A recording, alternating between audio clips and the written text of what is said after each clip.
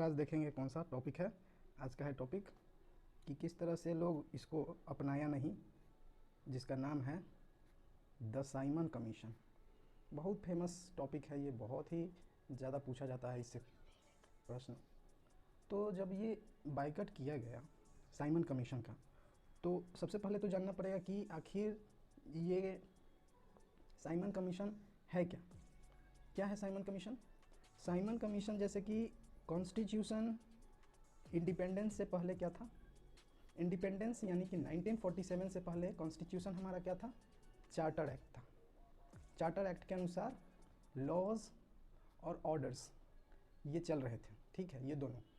तो इसमें ज़्यादातर अपर हैंड था ब्रिटिश का, ठीक है। तो ब्रिटिश के ज़्यादा अपर हैंड होने से परेशानी किसको हुई? इंडियंस को। हम लोगों को क्या परेशानी हुई कि इसमें ये लोग अपना मनमाना मतलब तौर तरीका अपना लिया था। ये अपने से डिसीजन मेकर के पोजीशन पे था, लॉ मेकिंग इसी के हाथ में था। तो जब ये डिसाइड करने लग गया, डिसीजन लेने लग गया, तो हम लोगों को तो कुछ है नहीं इसमें। हम लोगों को एक अपना सेल्फ रेस्पेक्ट का इंसल्ट दिखने लगा, ठीक है। तो जब सेल्फ रेस्पेक्ट की बात आ गई तो लीडर्स ने, सभी ने, जो भी लीडिंग पार्टीज़ के उस समय लीडर्स थे, सब लोगों ने कॉन्स्टिट्यूशन का रिफॉर्म का डिमांड किया। तो कॉन्स्टिट्यूशन का जब रिफॉर्म करने का बात आया तो उसको किस रूप में रिफॉर्म किस तरह से किया जाएगा, उसको कहा गया कि ये इंडियन स्टैट्यूटरी कमीशन, ठीक है। इसको इंडियन स्टैट्यूटरी कमीशन नाम दे दिया गया कि जो हम लोग अब अपना तौर तरीका से जो भी कॉन्स्टिट्यूशन में जो चेंजेस किए जाएंगे, तो उसको कहा गया इंडियन स्टैट्यूटरी कमीशन। स्टैट्यूटरी का मतलब ही होता है, स्टैट्यूटरी का क्या मतलब होता है? ऑटोनॉमी। ऑटोनॉमी का मतलब इसमें गवर्नमेंट का कोई हस्तक्षेप नहीं, ठीक है। लेकिन नाम दे दिया गया था इंडियन, लेकिन इसमें इंडियन का ही क्या करने लगा ब्रिटिश वाला, एक्सक्लूजन करने लग गया। तो इस एक्सक्लूजन के अंदर यह देखा गया कि इंडियंस इस कमीशन में, इस बॉडी में है ही नहीं। ये ब्रिटिश गवर्निंग बॉडी हो गया और इसका चेयरमैन बन गया कौन? चेयरमैन बन गया, उसका नाम था साइमन। तो इसलिए जब ये एक्सक्लूजन होने लगा तो लोगों ने देखा कि अब हमारे हित में तो ये होगा नहीं, ये हमारे सेल्फ डिटर्मिनेशन का मुद्दा हो गया, सेल्फ डिटर्मिनेशन की बात हो गई। हम लोगों को अब अपमान किया जा रहा है। तो जो ये कमीशन साइमन के द्वारा लाया गया, तो इसको नाम दे दिया गया साइमन कमीशन, क्योंकि ये खुद ही ये कॉन्स्टिट्यूशन रिफॉर्म करने का बात कहा और खुद ही ये ब्रिटिश मेंबर अपने आप ये चुनने लग गया। तो इसमें इंडियंस के लिए तो कुछ था ही नहीं, इसलिए इंडियंस इसमें काफ़ी नाराज़ हो गए, काफ़ी उनको दिक्कत का सामना करना पड़ा। तो साइमन जब कमीशन ये आया तो इसी रूप में आया, क्योंकि इसमें चेयरमैन जो था उसका नाम था ये टोपी वाला, ठीक है। ये है हमारा साइमन, ये चेयरमैन बन गया इस इंडियन स्टैट्यूटरी कमीशन का। लेकिन इंडियंस के लिए ये था, क्योंकि इसमें कॉन्स्टिट्यूशन रिफॉर्म की बात कही गई थी, लेकिन इसमें इंडियंस का ही क्या करने लग गया, ये साइमन और ब्रिटिश एक्सक्लूजन करने लग गया, उन्हीं को हटाने लग गया, भगाने लग गया। तो फिर ये देखा गया कि इसमें तो हमारा एक तरह से धोखाधड़ी का मामला आने लगा कि ये इंडियंस के लिए एक धोखा की बात है। उनको उनका सेल्फ रिस्पेक्ट नहीं मिल रहा है, सेल्फ डिटर्मिनेशन उनका दूर होते जा रहा है। तो इसलिए लोगों ने यह प्रतिक्रिया दिखाई अपनी। अब सुनो, जब ये ब्रिटिश है, ये नवंबर की बात है, मंथ नवंबर था, 1927 था, ठीक है। नवंबर 1927 में ब्रिटिश ये क्या किया, कॉन्स्टिट्यूशन का रिफॉर्म करने के लिए कमीशन बना दिया, ठीक है। ये कमीशन चेयरमैन साइमन के नाम से बाद में जाकर प्रसिद्ध हुआ, जिसका नाम इसी के नाम के बाद पड़ गया साइमन कमीशन। इसमें खासियत यह है कि इसमें सिर्फ़ और सिर्फ इस कमीशन में जो जितने भी मेंबर थे वो कौन थे, वो थे इंग्लिश मैन। उसमें इंडियंस का कोई व्यवस्था नहीं था। जबकि ये इंडियन स्टैट्यूटरी कमीशन है और इंग्लिश मैन इसमें सिर्फ मेंबर है। तो लोगों ने इसका जवाब दिया प्रोटेस्ट के साथ। बहुत जगह प्रोटेस्ट हुए, कॉन्फ्रेंसेस किए गए, कॉन्फ्रेंसेस हुए, बहुत जगह मीटिंग्स, है ना, जॉइंट मीटिंग्स वगैरह कंडक्ट किया गया, जिसके कारण बाद में एक एंगर उभर कर सामने आया। इस एंगर के कारण देखा गया कि जब इस कमीशन में एक्सक्लूजन किया जा रहा है इंडियंस का, सिर्फ इंग्लिश मैन है, तो उस गुस्से के साथ कमीशन में जो एक बेसिक नोशन क्या था कमीशन का, कि जो भी इसमें एक्सक्लूजन होगा वो एक्सक्लूजन इसलिए होगा क्योंकि इसमें अब डिस्कस करेगा सिर्फ इंग्लिश लोग, और इसमें वो डिस्कस ही नहीं करेगा बल्कि इंडिया में रहकर वो अब इंडिया के बारे में डिसाइड करेगा। तो एक तरह से हेजेमनी यहाँ पर बनने लग गया, हेजेमनी, और इंडिया के हाथों से ऑटोनॉमी आते आते रह गया, है ना। अगर इंडियंस यहाँ पर रहते, ये जो हमारा मेंबर है इस कमीशन में, अगर यहाँ इंडियंस होते तो वो इंडियन के बारे में सोचते। तो इसलिए यहाँ पर डिस्कस और डिसाइड करने का जो भी जिम्मेदारी एक इस कमीशन में था, वो इसलिए इंग्लिश मैन के पास चला गया क्योंकि इसमें इंडियंस का एक्सक्लूजन होने लग गया। यही बात है ना। तो इससे बहुत आगे चलकर लोगों के अंदर और गुस्सा आया कि वो अब देख रहे हैं कि जब ऑटोनॉमी है ही नहीं तो हमारा सेल्फ गवर्नमेंट का जो कॉन्सेप्ट है वो भी तो गायब हो गया। तो सेल्फ गवर्नमेंट भी नहीं हुआ, हमारी सरकार हमारे द्वारा नहीं चलेगी, ब्रिटिश के द्वारा चलेगी, तो दिक्कत हुआ। उसके बाद हम लोगों ने एक प्रिंसिपल यहाँ पर जो था उसको भी हम लोगों ने खो दिया। उसका नाम है प्रिंसिपल ऑफ सेल्फ डिटर्मिनेशन। स्वाभिमान, अपना स्वाभिमान की रक्षा भी हम लोग नहीं कर पाएंगे अगर इसमें इंग्लिश मैन का सिर्फ दबदबा हो गया इस कमीशन में जो भी मेंबर हो गए तो इसलिए इस सेल्फ डिटर्मिनेशन और सेल्फ रेस्पेक्ट का जो कॉन्सेप्ट था वो धूमिल दिखने लग गया। सेल्फ रेस्पेक्ट भी हम लोगों को एक तरह से सेल्फ रेस्पेक्ट का भी इंसल्ट होने लग गया इस इंडियन के एक्सक्लूजन से। इस कमीशन में, इस कमीशन के अंदर इंडियंस का एक्सक्लूजन सेल्फ रेस्पेक्ट का एक तरह से देखा जाए तो इंसल्ट करने के बराबर है, ठीक है। तो इंडियंस का सेल्फ रेस्पेक्ट पे चोट आया। उसके बाद देखा गया कि जो 1927 में क्या हुआ था, मद्रास का फेमस एक यहाँ पर मद्रास का एक सेशन चला। इस सेशन के अंदर यह बताया गया कि एक डॉक्टर साहब हैं, वो डॉक्टर साहब को हम लोग यहाँ पर सिंबल दे देते हैं, ये मेडिकल का प्लस साइन प्लस लोगो। इनका नाम है डॉक्टर अंसारी।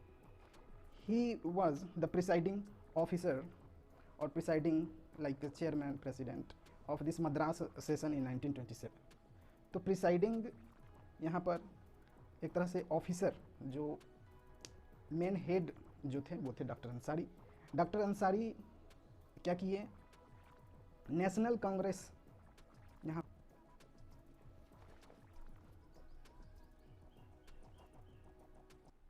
तो ये जो हमारा मद्रास सेशन चला, ये मद्रास सेशन कब चला, 1927 में। प्रिसाइडेड ओवर बाई कौन, presided over by doctor Ansari, ठीक है। तो डॉक्टर अंसारी यहाँ पर लीड कर रहे थे। तभी नेशनल कांग्रेस ने क्या किया, बाइकआउट करने का डिसाइड और डिसीजन ले लिया कि हम लोग बाइकआउट करेंगे मद्रास सेशन 1927 को। जब बाइकआउट करने का सोचा, डॉक्टर अंसारी नेशनल कांग्रेस के प्रिसाइडिंग ऑफिसर थे मद्रास सेशन 1927 में जब चल रहा था। तो ये इन्होंने पूरी पार्टी ने उस समय उस सेशन के अंदर यह डिसाइड किया कि हम लोग किसको बाइकआउट करेंगे, किसको, कमीशन को हम लोग बाइकआउट करेंगे। जो साइमन कमीशन है, एक्सक्लूजन इंडियन का हो रहा है, तो हम लोग इस कमीशन को बाइकआउट करेंगे। इसको हम लोग अपनाएंगे नहीं। ठीक है, यह इसमें डिसाइड किया गया। और यह बाइकट हर एक स्तर पे एवरी फॉर्म किसी तरह का भी हो, और यहाँ तक ही नहीं, किसी भी स्टेज का हो, at every stage and every form पर इस कमीशन का बाइकट किया जाएगा। ठीक है, यह इस मद्रास सेशन से डिसाइड किया गया। ठीक है, इनफैक्ट सच्चाई यह है कि साइमन कमीशन एक तरह से क्या कहा जाए, साइमन कमीशन ने एक तरह से इंडिया में एक पॉजिटिव काम यह किया कि लोगों को यूनाइट किया। इससे यूनाइट इसलिए कहा जाएगा क्योंकि यहाँ पर मुस्लिम लीग और हिंदू महासभा ये सभी लोग एकत्र हो गए, यूनिटी का इन्होंने एक परिचय दिया। सॉलिडारिटी देखी गई नेशन में। ठीक है, सॉलिडारिटी देखी गई नेशन में। इसलिए साइमन कमीशन को एक पॉजिटिव रूप में इस तरह से देखा जा सकता है कि इसने यूनाइट करने का भी काम किया। इसके कारण बहुत जगह पे एक जो जेस्चर आया वो पॉजिटिव जेस्चर था, यूनिटी के मायने से और सॉलिडारिटी के लिए। ठीक है, इसके बाद जो भी नेशनलिस्ट थे उन सभी लोगों ने क्या किया, कदम से कदम मिलाकर एक साथ चलने का काम किया। जैसे मुस्लिम लीग एक्सेप्टेड जॉइंट इलेक्टोरेट, मुस्लिम लीग ये लोग जॉइंट इलेक्टोरेट को एक्सेप्ट कर लिए। ठीक है, हालांकि इनका एक रिजर्वेशन कंफर्म हो चुका था, रिजर्वेशन इनको था, फिर भी इन्होंने जॉइंट इलेक्टोरेट को एक्सेप्ट किया। इसलिए कहा जाता है कि Simon Commission also played a positive role to make a unity and provided a gesture of solidarity among the with nationalists. ठीक है, इम्पॉर्टेंट जो भी इंडियन लीडर्स थे उस समय, ठीक है, इम्पॉर्टेंट इंडियन लीडर्स जो थे उन लोगों ने क्या किया कि साइमन कमीशन के जितने भी चैलेंजेस थे उन चैलेंजेस को मीट किया। ठीक है, कि हम लोग उन सभी चैलेंजेस को पूरा करेंगे कि क्या आखिर कैसा चैलेंज है उसको हम लोग सॉल्व करने का कोशिश करेंगे। तो इन लोगों ने यह सुझाव दिया कि कुछ अल्टरनेटिव क्या किया जाए, स्कीम लाया जाए। क्यों, वाई, ताकि कॉन्स्टिट्यूशनल जो हम लोग रिफॉर्म शुरू में कर रहे थे उसको एक दूसरा प्लान बी एक तरह से तैयार किया जाए कॉन्स्टिट्यूशनल रिफॉर्म का। ठीक है, ये कहा गया इम्पॉर्टेंट इंडियन लीडर्स के द्वारा कॉन्स्टिट्यूशन के रिफॉर्म के लिए। इसके लिए टेंस ऑफ कॉन्फ्रेंसेस कंडक्ट किया गया, प्लस जॉइंट मीटिंग्स हेल्ड किया गया। इन सभी को करने से क्या हुआ कि लीडिंग पॉलिटिकल वर्कर्स जो थे वो इन्होंने इसमें अपनी अहम भूमिका निभाई। लीडिंग पॉलिटिकल वर्कर्स ये प्ले किए, बहुत ही बड़ा एक मेजर रोल प्ले किए। किस चीज़ में, अल्टरनेटिव स्कीम तैयार करने में, कॉन्स्टिट्यूशन रिफॉर्म के लिए कॉन्फ्रेंस के द्वारा, जॉइंट मीटिंग्स के द्वारा। ठीक है, इसका रिजल्ट क्या आया, इसका रिजल्ट ये आया कि एक रिपोर्ट तैयार किया गया जिसका नाम दिया गया नेहरू रिपोर्ट। और ये कौन नेहरू हैं, ये नेहरू हैं मोतीलाल नेहरू प्रेसिडेंट थे उस समय। ठीक है, जब ये मद्रास सेशन हेल्ड किया गया 1927 में। ठीक है, लाहौर में जाकर यहाँ पे मैं बताना चाहता हूँ कि लाहौर सेशन में जवाहरलाल नेहरू ये क्या किए, ये प्रेसिडेंट बने। तो अभी हमारा जवाहरलाल नेहरू यहाँ पर नहीं है, यहाँ पर कौन है, मोतीलाल नेहरू। इनके नाम से नेहरू रिपोर्ट तैयार किया गया। इसमें बताया गया कि अल्टरनेटिव क्या हो सकता है कॉन्स्टिट्यूशन रिफॉर्म के लिए। तो नेहरू रिपोर्ट जब तैयार हो गया, नेहरू रिपोर्ट तैयार हो गया बाई अगस्त के महीना में 1928 में। ठीक है, चीफ आर्किटेक्ट यही थे। ठीक है, इन्होंने क्या किया, जब ये इनके नाम से रिपोर्ट तैयार हो गया अगस्त 1928 में, लेकिन अनफॉर्चुनेटली क्या हुआ कि इसी के 2 महीना 3 महीना बाद क्या हुआ कि जब एक और यहाँ पर क्या किया गया, मीटिंग बुलाया गया, ऑल पार्टी उसका नाम दिया गया। ऑल पार्टी मतलब एक तरह से सभी पार्टी का एक तरह से कन्वेंशन हेल्ड किया गया, कहाँ पर, एट कैलकाटा। तो कैलकाटा में क्या किया गया, ये ऑल पार्टी कन्वेंशन हेल्ड किया गया, जहाँ पर ये जो रिपोर्ट है अनफॉर्चुनेटली ये पास नहीं हो पाया, ठीक है। और ये कन्वेंशन आपको हेल्ड किया गया था कब, दिसंबर 1928 में। अगस्त और दिसंबर यानी कि सितंबर, अक्टूबर, नवंबर, ठीक है। ये 3 महीना बाद ही जब ये ऑल पार्टी को बुलाया गया, ये सब बताया गया कि हम लोग ऐसा रिपोर्ट बनाए हैं, अल्टरनेट है एक स्कीम कॉन्स्टिट्यूशनल रिफॉर्म के लिए, तो ये पास नहीं हो पाया। तो पास नहीं हो पाया ये रिपोर्ट क्यों, क्योंकि जो कम्युनल यहाँ पर लीडर्स थे, कम्युनल लीडर्स, उन्होंने अपोजिट एक रोल प्ले किया। अपोजिट रोल प्ले करने का कारण क्या था कि जैसे कि मैंने बताया कि साइमन कमीशन एक तरह से यूनिटी का कॉन्सेप्ट दिया, सॉलिडारिटी का जेस्चर आया नेशनलिस्ट के अमॉन्ग, इंडियंस के अमॉन्ग।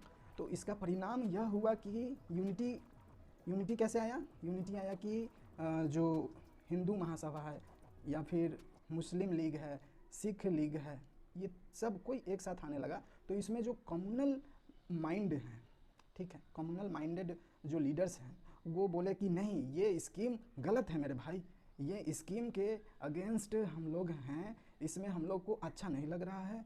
ये जो अल्टरनेटिव तुमने एक कॉन्स्टिट्यूशनल रिफॉर्म का जो रिपोर्ट बनाया है, वो हमें पसंद नहीं है, ठीक है, वो हमें पसंद नहीं है।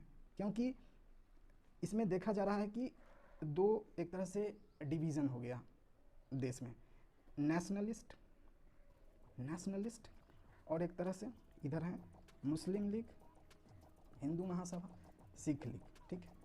तो एक तरह से वर्सेस भी कहा दिया जाए तो कोई गलत नहीं होगा। ये एक तरह से ब्रिटिश फेवरिंग इनका थोड़ा सा अप्रोच था। ये पॉलिटिकल, ये राइट्स चाह रहे थे, ठीक है, फ्रीडम चाह रहे थे ब्रिटिश, ठीक है। और यहाँ पर एक तरह से कहा जाए कि ए पॉइंट में तो ये हो गया कि ये नेशनलिस्ट जो हैं, ये पॉलिटिकल राइट्स के लिए इनका एक नेशनलिस्ट का, और ये जो हमारे हैं ये तीनों कैटेगरी, ये कम्युनलिस्ट हैं, ठीक है। तो ये कहा जा रहा है कि एलियन गवर्नमेंट के ये अगेंस्ट इनका जो बेसिक पॉलिटिक्स में जो अंतर है, डिफरेंस है, किसके, नेशनलिस्ट और कम्युनलिस्ट, वो यही है कि ये पॉलिटिकल राइट्स के लिए पॉलिटिक्स कर रहे थे और ये ब्रिटिश फेवर या फिर एक उनका असिस्टेंस।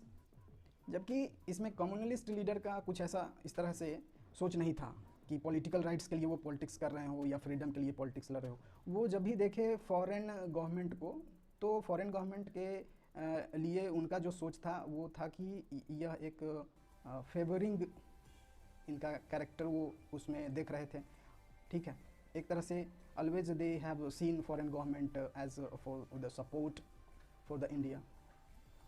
लेकिन नेशनलिस्ट ये लोग का था कि भाई ब्रिटिश या फॉरेन गवर्नमेंट से हम लोग को पॉलिटिकल राइट्स चाहिए, फ्रीडम चाहिए, एलियन गवर्नमेंट के उनका एक तरह से अगेंस्ट अप्रोच रहा। तो ये बेसिक पॉलिटिकल जो इनका डिफरेंस था, पॉलिटिक्स इनका नेशनलिस्ट का और ये कम्युनलिस्ट नेशनलिस्ट, ये इस तरह से ये वैरी करते हैं अपने अपने पॉलिटिक्स में, ठीक है।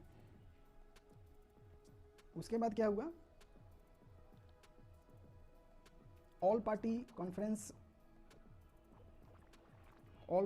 कॉन्फ्रेंस अपने बहुत ही ऊंचाइयों पर पहुंचने लगा, ठीक है। जब ये ज़्यादा पॉपुलर होने लग गया तो फिर ब्रिटिश को दांतों तले चने चबाने पड़ गए, ठीक है। उनको अब नानी याद आ गई कि भाई ये सब कोई अब ऐसे एक होने लगा। हालांकि कुछ डिफरेंसेस था, बावजूद वो कहा जाता है ना कि जब आपके फैमिली के ऊपर कुछ दबाव आते हैं या परेशानियां आती हैं तो आप अपने इंडिविजुअल्स डिफरेंसेस को भूल जाते हो। बिल्कुल ऐसा ही है, नेशनलिस्ट कम्युनलिस्ट के अंदर कुछ था परेशानी, नो डाउट, पॉलिटिकल कुछ डिफरेंसेस, लेकिन जब इंटायरली इंडिया की बात की जाए तो ऑल पार्टी जब कॉन्फ्रेंस होने लगे, पॉपुलर होने लगे, तो फिर एक तरह से एंथुजियाज्म ये जनरेट किया। एंथुजियाज्म जनरेट किया किस में? नेशनलिस्ट्स को अब इसमें बहुत ही ज़्यादा मज़ा आने लगा और फिर एक चीज़ जो है बहुत ही ज़्यादा हाइट गेन करने लगा, ऊंचाई पे पहुंचने लगा। वो कौन सा चीज़ है? हाइट जो गेन किया नेशनलिस्ट एंथुजियाज्म के साथ, जो चीज़ हाइट गेन किया वो था हमारे देश में यूनिटी। ये एक नया मुकाम हासिल किया। तो साइमन कमीशन का ही तो ये देन है। साइमन कमीशन के कारण ही we get a new height in unity and enthusiasm among nationalists by all party conference being popular। अब ये क्या हुआ? ऑल पार्टी कॉन्फ्रेंस जो है ये होने लग गया पॉपुलर होने लग गया। नेशनलिस्ट के अंदर इंथुजियाज्म आ गया। इस इंथुजियाज्म से यूनिटी एक नया मुकाम हासिल करने लग गया, न्यू हाइट गेन करने लग गया। इस न्यू हाइट के गेन करने के साथ साथ अब कहानी आ गई, पहुंच गई कहाँ? 3 फरवरी को क्या हो गया? हड़बड़ी हो गया साइमन कमीशन में। ये वही दिन है जब साइमन कमीशन को लोगों ने अपनी प्रतिक्रिया दिखानी शुरू कर दी जब यह पहुंचा बॉम्बे पहुंचने के साथ ही साइमन कमीशन को हर एक जगह इंडिया में हड़ताल देखना पड़ा।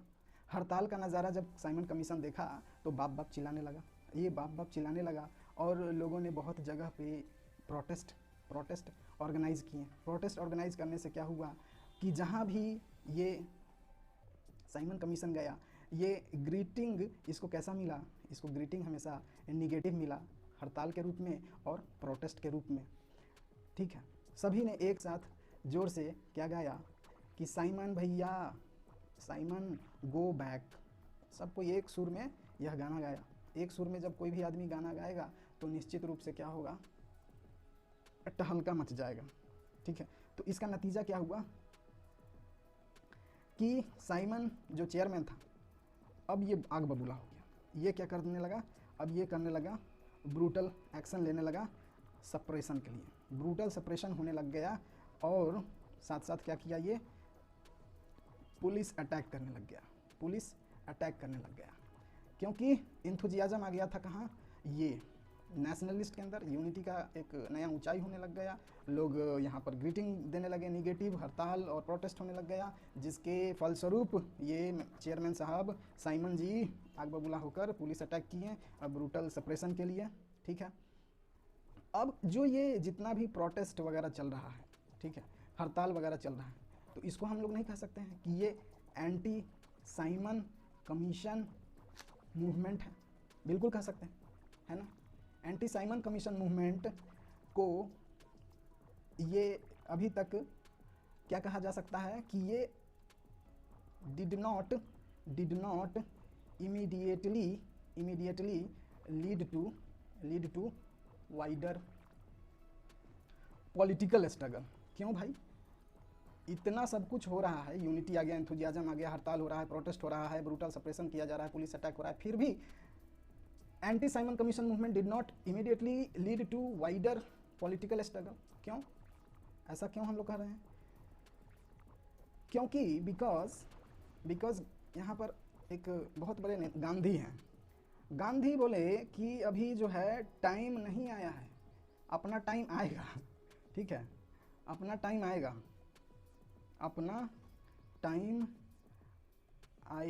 ठीक है, ये सुना है आपने ना? तो गांधी ने यही कहा कि ये टाइम जो है स्ट्रगल का, नेशनल स्ट्रगल का अभी नहीं आया है मेरे दोस्तों। अभी इसको आप लोग इस तरह से मत हवा में उड़ाओ बातों को। ये सब मतलब ये जितने भी हड़ताल, प्रोटेस्ट और ये सब एंटी साइमन कमीशन मूवमेंट जो चला, पुलिस अटैक, ब्रूटल सप्रेशन, ये सब तमाम चीज़ें हो रही हैं, फिर भी गांधी ने बोला टाइम अभी अपना नहीं आया है और ये नेशन का स्ट्रगल का ये उचित समय नहीं है। हालांकि जो भी पॉपुलर एक तरह से एंथुजियाज्म आ गया था नेशनलिस्ट के अंदर, वो तो था ही, ठीक है। उसके कारण क्या हुआ कि जो भी ये चीज़ें, जितने भी एग्रेसिवनेस देश के अंदर मूवमेंट आ गया था, और जो भी एंटी साइमन कमीशन मूवमेंट चल रहा था, उसको हम लोग हेल्ड बैक तो कर नहीं सकते हैं, वो समानांतर रूप से उसको भी दबाया नहीं जा सकता है, वो भी चलता रहेगा, क्योंकि ज़्यादा लंबे समय तक हम लोग इसको, जो भी एक एग्रेशन है, एंगर है, क्योंकि ये कॉन्स्टिट्यूशन रिफॉर्म का मैटर था, उसमें इंडियंस को ले ही नहीं रहा था, इंग्लिशमैन को ले नहीं रहा था, बोला था ब्रिटिश वाला ही डिसाइड करेगा, डिसीजन लेगा, मैं हर एक मतलब हेजेमनी, एक तरह से सेल्फ रिस्पेक्ट को इंसल्ट किया गया, सेल्फ डिटर्मिनेशन का कोई चिंता नहीं किया गया। तो इस तरह से पूरा ये साइमन कमीशन का कहानी समाप्त होता है। लेकिन जो ये मूवमेंट का कौन सा movement, anti Simon Commission movement, इसका जो मूड बन गया था स्ट्रगल का, ये तो अब चलता ही रहेगा ना, ठीक है। हालांकि गांधी ने अपना ये राय रखा, कोई बात नहीं।